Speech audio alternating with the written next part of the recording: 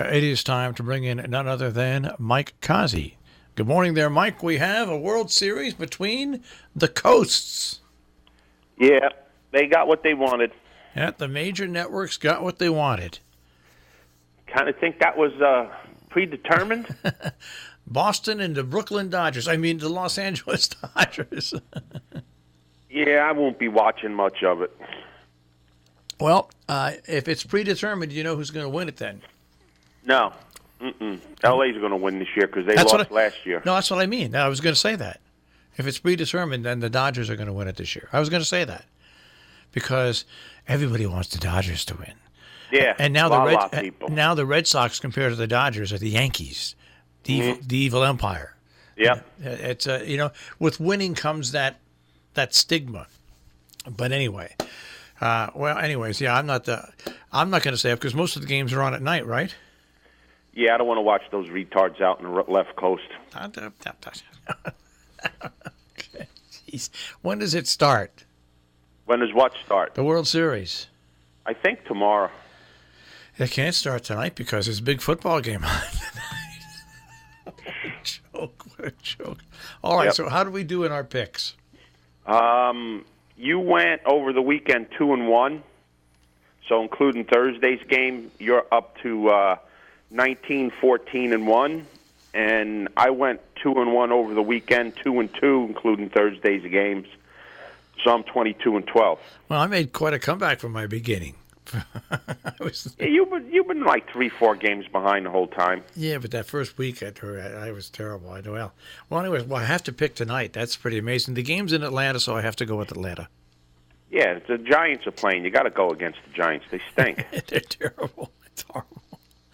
It's horrible. Well, I'll tell you what. That kid out in Kansas City is the real deal, though.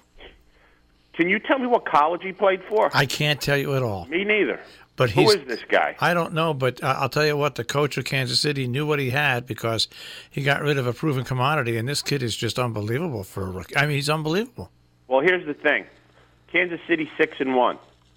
They always get off to these big starts, and then they lose like 7 out of their last 8. So let's see what happens in the second half of the season when they get to it, because this has been Kansas City's MO all the time. They get out there way in front, and then they come limping home and get beat in the playoffs. So I'm not sold on Kansas City. This is Andy Reid's MO. His team's good the first time through the lineup. Then the second time through the lineup, they can't find their way out of a paper bag. I don't know about him, but I just know this kid seems. Well, Alex Smith was the same way. I know. Alex Smith was the quarterback of this team, and he used to put up big numbers. Maybe not this big, but the second half of the year, they're the prototypical Dr. Jekyll, Mr. Hyde team. The team that's impressive is the Rams. Oh well, they're unbelievable. They're unbelievable. I mean, they got a tremendous defense. They got the offense to go with it. They're the best team in football. Well, the whole thing about Los Angeles now, gosh, if the Rams are this good and the Dodgers win the World Series and the Kings... Don't worry, the fakers are nowhere in sight. Who? Especially with the head fake. I'm not talking about the Lakers. I'm talking about the Kings got to win the tournament, and then the Lakers have to win. I don't know about the Kings. I don't know. I don't know about the Kings winning anything. I know. Well, anyway, so what else is new in sport? What else can we talk about in sports? What else can we talk about? What else can we talk about here? We can go to baseball for a minute. All right. If you watched the L.A.-Milwaukee series, you can tell that this pitcher and inning thing should be buried and locked up in King Tut's tomb, because that was the demise of the Brewers. You can't take pitchers. It's the last time I'm going to say it because I know people are tired of it. You can't take pitchers out when they're getting people out. You can't do it. Sooner or later, you're going to go in and you're going to fall into the abyss when one or two guys can't do it, and you're going to lose your game. And you can't bring pitchers back in after you take them out. Maybe managers need to realize that. As long as somebody's getting people out, you leave them in the game and you roll with it. That's what beat the Brewers. I mean, they have a decent lineup. You watch a game and the guy's throwing 4 innings and somebody gets a double. Oh, you got to take him out. and then another reliever comes in, he gives up a walk. Oh, you got to take him out. Nobody can pitch themselves out of trouble anymore.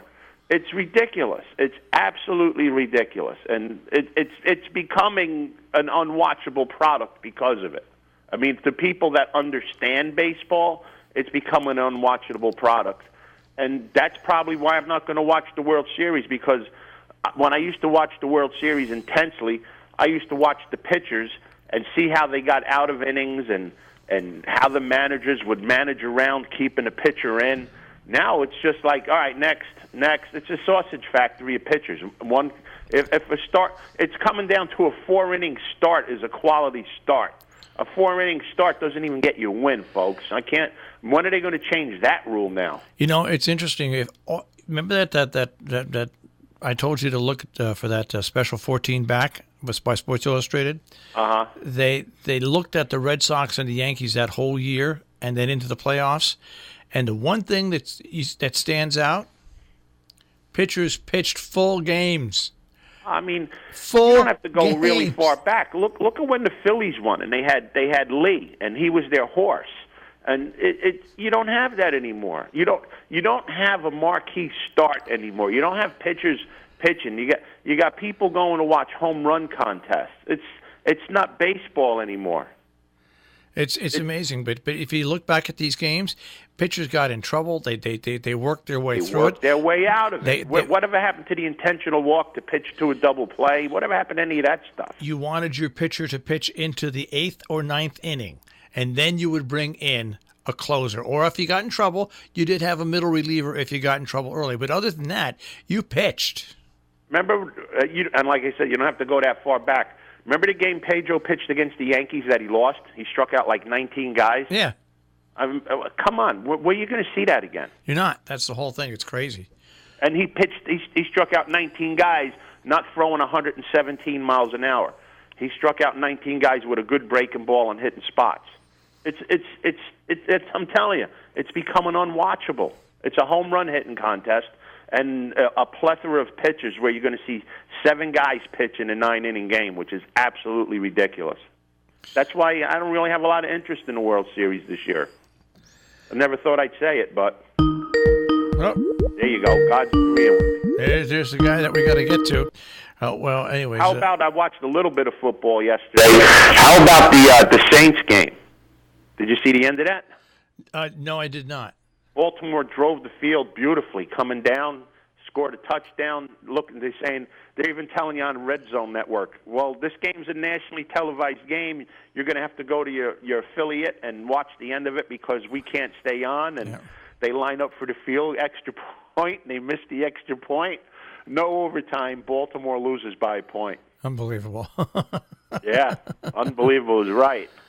Hey, how about the Eagles? What are they, 3-4? Here's this. Dallas is Washington is 4-2. Yep. Dallas is 3-4, I think. Yep. Dallas is 3-4, and the Eagles are 3-4. And the Giants are 1-5. Yep.